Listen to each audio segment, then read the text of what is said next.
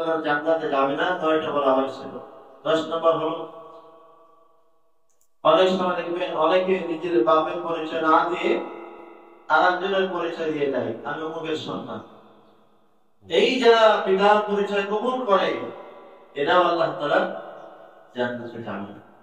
অনেক সময় ভালো পীরের মুরিদ হয়েছে, মানে ভণ্ড পীরকে বাবা বলে ডাকে, পীরকে বাবার মতো সম্মান করে, বাপের থেকে অনেক সম্মান করে, বাপের খোঁজ নেয় না, বাপরে খাওয়ায় না, বাপরে পড়ায় না, অথচ বছরে পীরের জন্য হাদিয়া আসে, পীরের জন্য কাপড় আসে, পীরের জন্য হালুয়া আসে, বিভিন্ন ভাবে পীরকে খাওয়ায়, পীর বাবাকে খাওয়ায়। এটা কঠিন অন্যায়। পয়গম্বর আলাইহিস সালাম বলেন 57 প্রকার মানুষ যারা মুসলমান হয়ে জান্নাতে প্রবেশ করবে না, তাদের মধ্যে 10 নম্বর হলো যারা পিতার পরিচয় গোপন করে আরেকজনের পিতার পরিচয় দিতে যায়। তিনি আমার পিতা, অথচ আসলে তার পিতা নয়। পয়গম্বর আলাইহিস সালাম বলেন যাদের মধ্যে অভ্যাস, যারা এই গুণ অর্জন করেছে তারা আল্লাহ তাআলার জান্নাতে যাবে না, জাহান্নামে চলে যাবে। 11 নম্বর যারা অহংকার করে। অহংকার কখন হয়? যখন আরেকজন মানুষকে ছোট মনে করা হয়। অহংকার আসলে অনেক কারণ, সম্পদ বেশি হলে, টাকা বেশি হলে, ক্ষমতা একটু যখন মানুষ পেয়ে যায় তখন অহংকার দিলের মধ্যে ময়লা হয়। পয়গম্বর আলাইহিস সালাম বলেন যারা অহংকার করে এরা জান্নাতে প্রবেশ করবে না। আল্লাহ তাআলা যখন মানুষকে জান্নাতে দিবেন, জান্নাতে মানুষের সব বিনয় হবে। জান্নাতে সব মানুষের মধ্যে বিনয় অবলম্বন থাকবে। দুনিয়ার মধ্যে দেখবেন অনেক বড় বড় আলেম আছে, অনেক বড় বড় টাকা আছে, যাদের বোঝার জায়গায় টাকা আছে না কি আছে, অনেক আলেম আছে যারা পরিচয় দিতে চায় না আমি বড় আলেম, এত বিনয়। পয়গম্বর আলাইহিস সালাম বলেন মানুষ যখন জান্নাতে যাবে সবাই বিনয়ের সাথে মাথা নত করে করে জান্নাতে চলে যাবে। এই জন্য বিনয় অবলম্বন করা, আমি অনেক কিছু না, সব সময়ের জন্য বিনয় ভাব থাকা, আমি বিনয় অবলম্বন করব। এই জন্য অহংকার না করা আর নম্রতা, বিনয় ভাব যেন আমার মধ্যে আসে। পয়গম্বর আলাইহিস সালাম বলেন যারা মুসলমানের সন্তান হয়ে জান্নাতে যাবে না, এমন একটা 12 নম্বর পদ হলো, পদ স্বভাব হলো যারা পয়গম্বর আলাইহিস সালামের নির্দেশ থাকা সত্ত্বেও মানে না। পয়গম্বর আলাইহিস সালাম নির্দেশ করছে এটা করো, এটা করা তো যাবে না, একটা নির্দেশ আরেকটা হবে নিষেধ। এটা মুসলমানের সন্তান জানে, এর পরও করে কেন? যে আমার বাপ দাদা করেছে, এটা আমার বাপ দাদা এভাবে করতো, আমার বাপকে রেখেছি।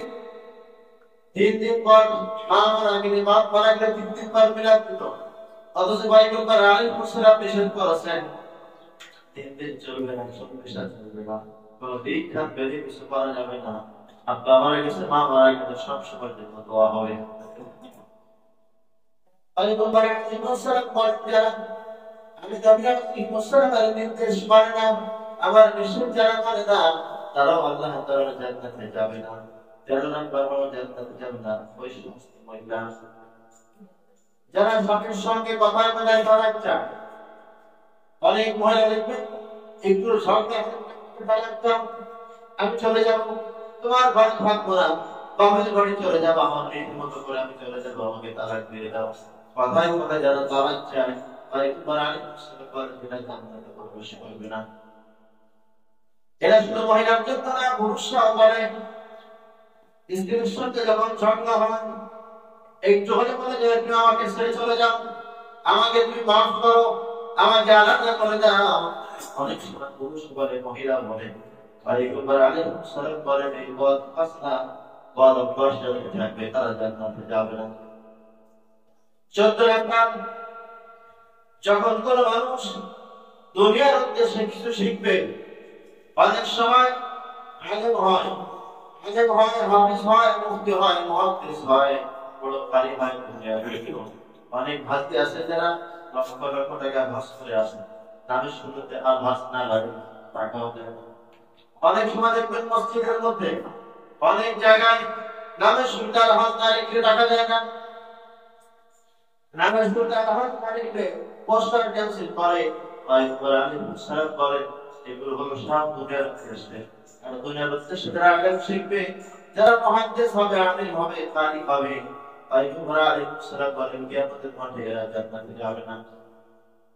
আল্লাহ তাআলা বলেন তোমার উদ্দেশ্য ছিল মক্কায় হাদিস হয়েছিল, আলেম হয়েছিল, বড় মুহাদ্দিস, বড় মুফতি, বড় কারি, বড় হাদিস হয়েছিল, বড় দানবীর হয়েছিল, তোমাকে সবাই দানবীর করবে। আর দানবীর আসছে, অনেক বড় মানুষ আসছে, এটা তোমার উদ্দেশ্য ছিল দুনিয়ার পাওয়া। দুনিয়ার জন্য আমাকে বড় হাদিস বলে, কারি বলে, মুহাদ্দিস বলে, সবাই হাদিস সম্মান করে চলে। এটা শুধুমাত্র তোমার দুনিয়ার উদ্দেশ্যই করা ছিল। পয়গম্বর আলাইহিস সালাম বলেন ফেরেশতারা তখন বলবে তোমার সব করা হয়ে গেছে, আল্লাহ তাআলা বলেন তোমার দুনিয়ার সব হয়ে গেছে, এখন তুমি জাহান্নামে চলে যাও।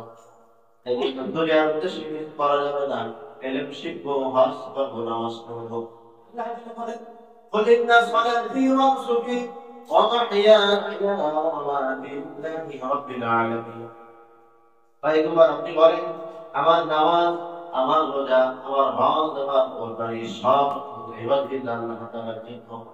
এই জন্য দুনিয়ার উদ্দেশ্যে যদি কোনো মানুষ ইলম শিখে, দুনিয়ার উদ্দেশ্যে যদি কোনো মানুষ আলেম হয়, মুহাদ্দিস হয়, মুফতি হয়, তাহলে এই হবে তার জাহান্নামের কারণ হবে। 15 নম্বর পয়গম্বর আলাইহিস সালাম বলেন আরেকটা বাত মাসলা বলে, আমাদের মধ্যেও থাকতে পারে অনেক সময় অনেক বয়স, কিন্তু মানুষকে ধোঁকা দেওয়ার জন্য, মহিলাদেরকে ধোঁকা দেওয়ার জন্য বারবার কালো তেজাব ব্যবহার করে। শুধু কালো, এটা নিষেধ। মানুষকে ধোঁকা দেওয়ার উদ্দেশ্যে বলে নিষেধ। আর ধোঁকা দেওয়া ছাড়াও শুধু কালো তেজাব ব্যবহার করা যায়। 16 নম্বর পয়গম্বর আলাইহিস সালাম বলেন যারা বেশি রিয়া করে, রিয়া লৌকিকতার জন্য নামাজ পড়ে, লোক দেখানোর জন্য দান করে, লোক দেখানোর জন্য সবরি করে, লোক দেখানোর জন্য ইফতার পার্টি করে, লোক দেখানোর জন্য সব করে, পয়গম্বর আলাইহিস সালাম বলেন এরা আল্লাহ তাআলার জান্নাতে যাবে। 17 নম্বর হচ্ছে পয়গম্বর আলাইহিস সালাম বলেন যারা অরেঞ্জের ফাঁকি দিয়ে চলে।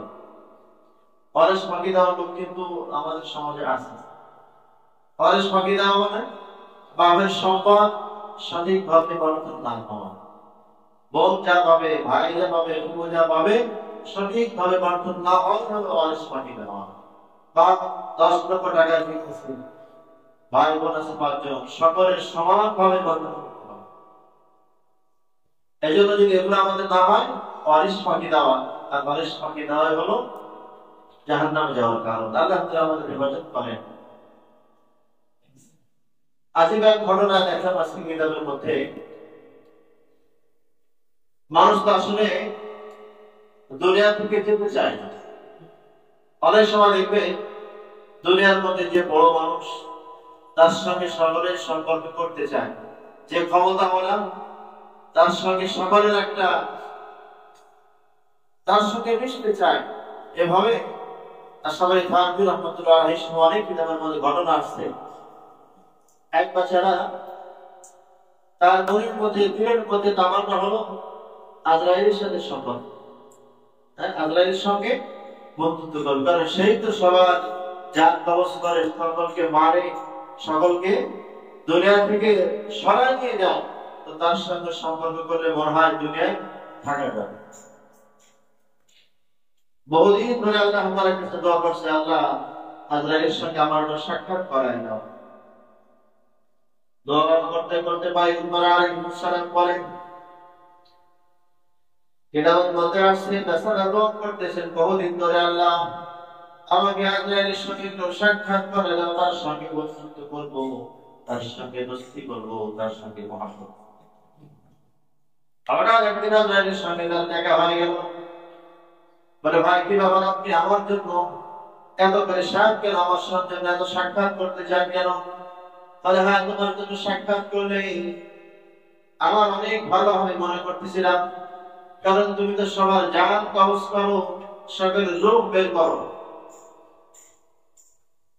এজন্য আমি তোমার সঙ্গে সম্পর্ক করতে চাচ্ছি।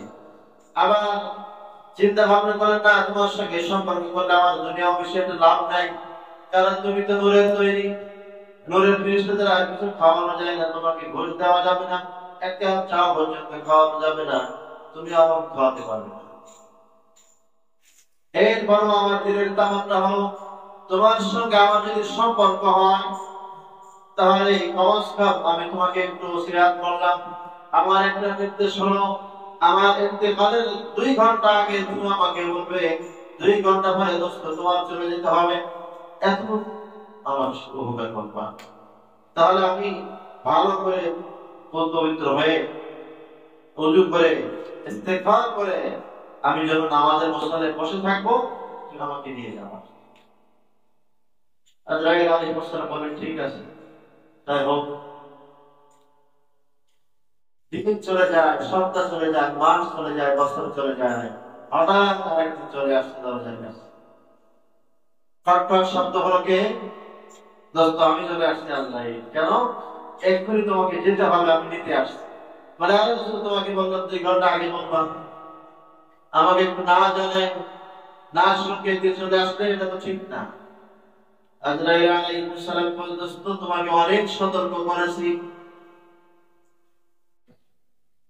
তোমার বাড়ি থেকে তোমার মাকে আমি নিয়ে চলে গেলাম তোমার সতর্ক করে, তোমার আব্বাকে নিয়ে গেলাম তোমাকে সতর্ক করলাম, বাড়ি থেকে তোমার বড় ভাই, তোমার বড় ভাই, তোমার আশপাশ অনেক মানুষকে তোমার সামনে থেকে আমি নিয়ে গেলাম তোমাকে সতর্ক করে, কিন্তু তুমি সতর্ক হলে না। এখন আর ঠিক যাবে না দোস্ত, চলো। উদ্দেশ্য হলো এই সতর্কতা আমাকে বারবার হচ্ছে। দেখবেন প্রত্যেকদিন প্রায় কমাসকাম আমাদের কানে কিন্তু আওয়াজ আসে, অমুক নিবাসী অমুক মহল্লা থেকে অমুক নামে ইন্তেকাল করছে। ইন্না লিল্লাহি ওয়া ইন্না ইলাইহি রাজিউন আমরা পড়ি, জানাজার মধ্যে শরীক হই, দাফনেও চলে যায়, কবরস্থানেও চলে যায়, কিন্তু আমরা তো সতর্ক না। সতর্ক মানে দোয়ার ঘোষণা হবে, এটা আপনার শরীরে আসলে ঘোষণা দোয়া হবে তাই মতো চলে যায়, এটাও সতর্ক নাকি? সতর্ক হলো পরিবর্তন হওয়া। আজরাইল তো আমার এখান থেকে বারবার ঘুরে যাচ্ছে, আমার সামনে দিয়ে কত লাভ চলে যাচ্ছে, এটা আমাকে সতর্ক করতেছে। আমি তো সতর্ক হচ্ছি না। সতর্ক হওয়া, দুনিয়ার সফর তো শেষ হয়ে যাবে, যে কোনো সময় চলে যেতে হবে। তাই জন্য গুনাহ ছেড়ে দিয়ে ইবাদত বন্দেগী বেশি থেকে বেশি করা। রজব মাস ধরতেছে, দোয়া শেখাইছিলাম, আল্লাহুম্মা বারিক লানা ফি রজব ওয়া শাবান ওয়া বাল্লিগনা রমাদান, দোয়া করা আর গুনাহগুলো ছেড়ে দেওয়া, গুনাহ থেকে সরে আসা, দুনিয়া থেকেও সরে আসা। আমার তাকদীরের মধ্যে যতটুকু দুনিয়া লেখা আছে আপনি চেষ্টা করলে অতটুকু হবে, না করলে অতটুকু হবে। অনেকে দেখবেন সারাদিন মেহনত করে আর একজন তো মেহনত করে না, বাকি তার সাথে পারে না, কারণ তকদিরে নাই। তকদিরে না থাকলে চেষ্টা করে কি হবে? এই জন্য তকদিরে যা আছে হবে হবে। এক লোকমা খানা বাকি থাকতে আমার ইন্তেকাল হবে না, আমার এক লোকমা দুনিয়ায় খানা বাকি থাকতে ইন্তেকাল হবে না। এই জন্য পেরেশানি না, চেষ্টা কোনো না, যা আছে তকদিরে হবে হবে, বাকি আমাকে সতর্ক হয়ে দুনিয়ায় চলা। আল্লাহ তাআলা তৌফিক দান করেন। যারা সুন্নাত পড়তে পারেন আমরা সুন্নাত পড়ি।